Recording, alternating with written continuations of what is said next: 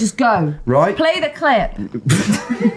I hope it's short. Whatever they tariff us, other countries, we will tariff them. That's reciprocal, back and forth.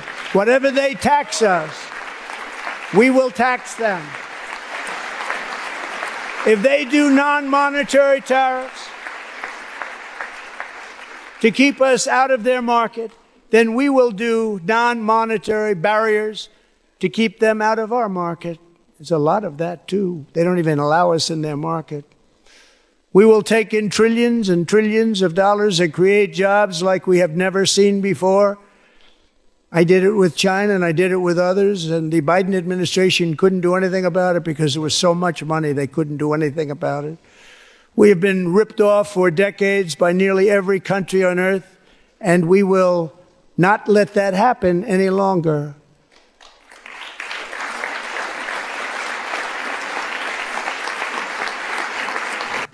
Is there a gag about being let into your cousin's market that we can straighten out of this? That's what you're using this valuable time. Right.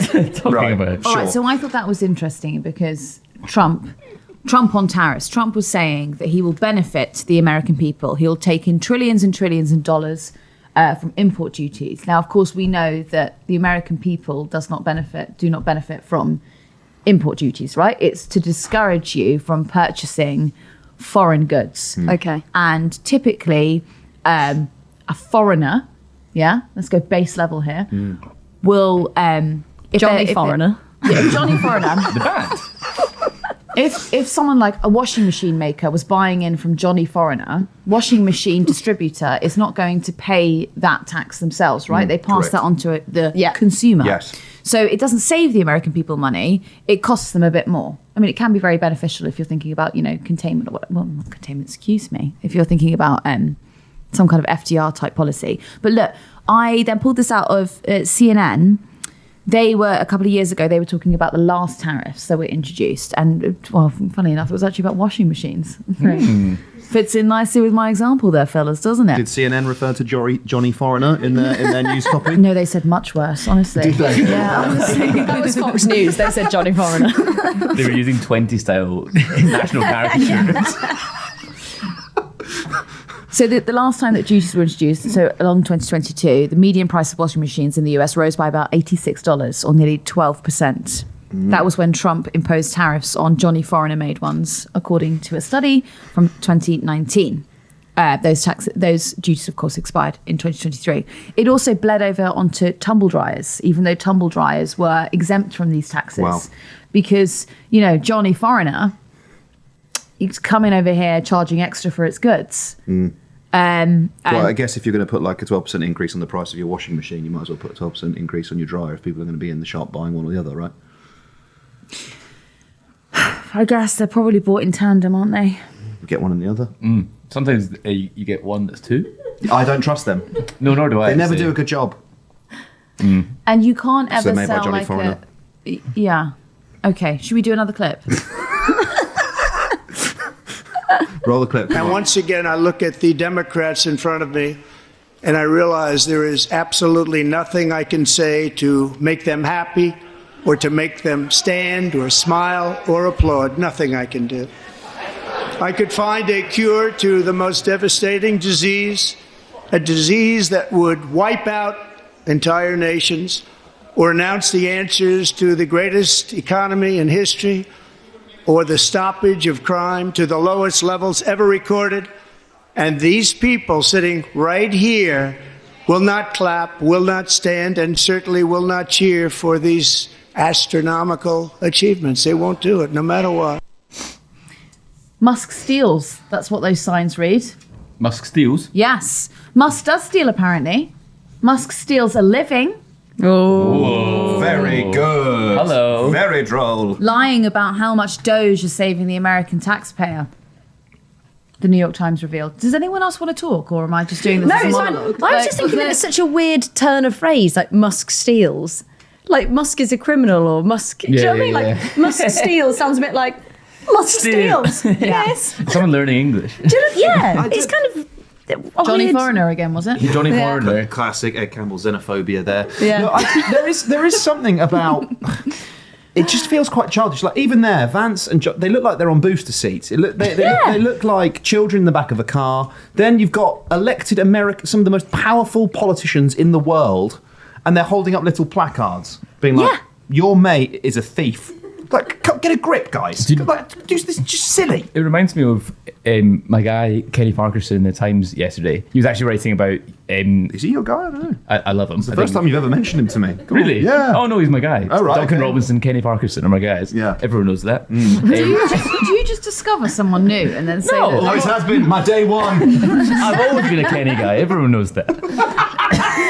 Right, sure. But he was writing about, in Scotland, John Swinney is proposing a sort of mainstream politics firewall, hoping to squeeze out reform and not normalise reform. And Kenny was making the point, you need to make sure that it's not just appealing to the base of like people who would vote SNP or Labour and go on protests and demonise reform and any potential reform voters. You need to work hard to convince them that you are the viable option, that you will make their lives better. And this is the opposite of that. Of like, you are pissing off the Trump voters. You are being like, oh, this guy's a criminal, this guy that you like and respect and voted for. You're appealing, you're trying to go viral on social media to appeal for your base. The people who are commenting on your Instagram posts, yes, Queen, go off. Things like that. It's easy, but will achieve very little. What actually might achieve something is Al Green disrupting it. He's operating on Trump's level. He's not respecting the norms and rules of the institution, but he was disrupting it. So actions like that might have a consequence and show you're willing to get down and dirty, not just waving a placard. It's like what you're saying about Starmer and Trump. Like, they're not playing the same game. Yeah. Like, we need to, and I'm not saying that everybody should be, a base idiot. But what I'm saying is, like, this guy is so... Those three guys sat there. I don't actually know anything about the guy on the right, if I'm fully honest. But Vance and Trump are two insanely, really stupid people that are just shouting the loudest and completely have thrown the rule book out and are appealing to, like, hey, all that stuff that was really sort of, whenever I watch PMQs, I'm like, I'm like, who the fuck is this for? Do you know what I mean? Like, this is so antiquated, and it makes people feel so isolated. So Trump comes along, and we all know this, and he makes people feel seen and heard, and he's in it for them, even though obviously he's not. And it's like, sort of, we're going to have to sort of go not down to his level, but you're right, like play his game and bring people back from him, go rather than grievance politics. Like, So like, I agree with both your assessment, but I would probably slightly push back on whether or not it's stupid, because I actually think they have recognised the revolution in communication technology, the way that digital and particularly social media has essentially sort of blown wide open the previous gatekeepers of information and therefore the truth, and also like who gets a platform and who gets to read what and what can be published to a mass market audience. They understand that very, very acutely, and they understand that actually if the sort of legacy mainstream media, you call it what you like, are all going absolutely ballistic because you've said some sort of horrific lie or belittled Zelensky or whatever it is, it actually kind of doesn't matter, because the story is about you and it's about your party. And if what's someone going to take from the hours and hours of news coverage or the front page, and it's just going to be, Trump and Vance are a bit rude to Zelensky. But they're thinking about you, and they're thinking about your politics, and it's the whole, don't think of a purple elephant. It doesn't matter. It doesn't matter what the thing is about. You are thinking about him, and the way that he commands and controls people's attention is essentially, the defining currency of modern politics. And I think that's what we're getting at when we say like Starmer isn't playing that game, or other political actors aren't playing that game, whereas Trump and Vance both are. It's taking the moral high ground, isn't it? Which is what we saw during Brexit. It was sort of like you're running on a morality point, which is like a pledge, which is that, you wouldn't be so stupid as to vote for the other team. This is sort of what Kamala Harris did, right? With that ridiculous brat campaign. And if you don't vote for me, then all of your rights, your abortion rights will be rolled back. Well, I don't remember you doing anything about it when you were actually in the halls of power. I don't really know if I can trust you on that. So you're saying that people should be more Al Green, right? Get up, yeah. He's tired of being alone, of course. But what reminds me of, it was like I was studying in America when Trump won the first time. And I remember having a conversation with like these like That makes you probably like the second most qualified British political pundit to talk about this. By the way. and Ava being number one because she was also there. Yeah, exactly. But I remember having a conversation with it, and this is anecdotal, so maybe it might not be representative, but two girls who were like, I think it must have been 20, and they were talking about Trump, and they'd campaigned for Hillary. They fucking hated Trump, and they were like, oh, and Trump, respect the office, not the man. President Trump. Like it's like that's the mindset that I think is still intrinsic to or like the liberal politics in America, and it is like that doesn't matter. Like calling him President Trump, like he has no respect for the institutions and the norms that you hold so dear. So why are you treating him with the gravitas that maybe he doesn't deserve? And just finally, I would add to that, Ed, that reverence for those same institutions on the behalf of the Democrat Party and the whole Trump is going to destroy democracy and like as an existential threat to America is like, I understand the reverence for institutions, but what you're not understanding about the electorate is that they have come to the conclusion that the institutions no longer serve them.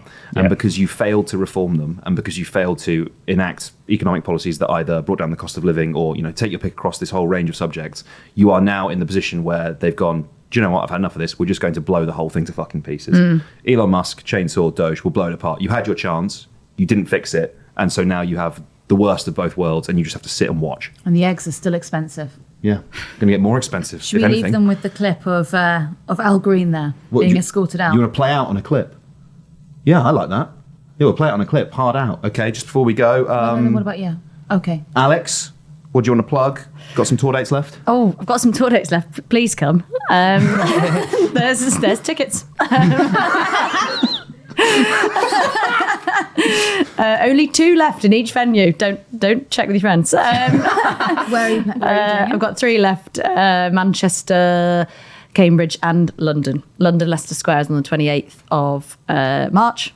It'd be lovely. I am going to buy a ticket to you right after this to Leicester Square. Yeah. Oh, please come. No, I actually will because I've seen you there before. Yeah. And I thought you were very good. Oh, thank you. I actually very rudely when you walked in, I was like, I've seen you before, but I don't know where. And then we figured it out. Yeah. That's great, yeah. Class.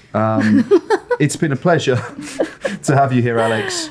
Ava and Ed, still a pleasure, even though I see you every single fucking day.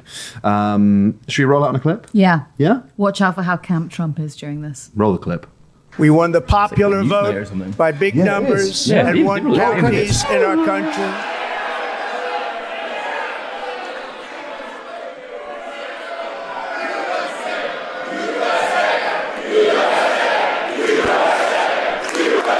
And won counties in our country, 2,700 to 525, on a map that reads almost completely red for Republican. Small business optimism saw its single largest one-month gain ever recorded. Mr. President. A 41-point jump.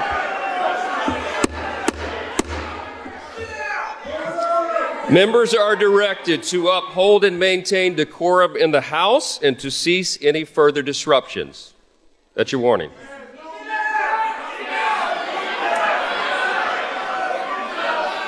Members are engaging in willful and continuing breach of decorum, and the chair is prepared to direct the Sergeant-at-Arms to restore order to the joint session.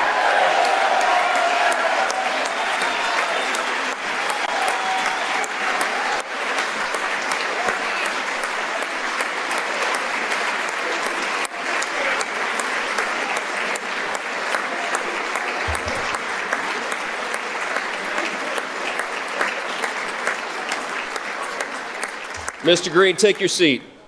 Take your seat, sir. Take your seat. Finding that members continue to engage in willful and concerted disruption of proper decorum, the chair now directs the Sergeant-at-Arms to restore order. Remove this gentleman from the chamber.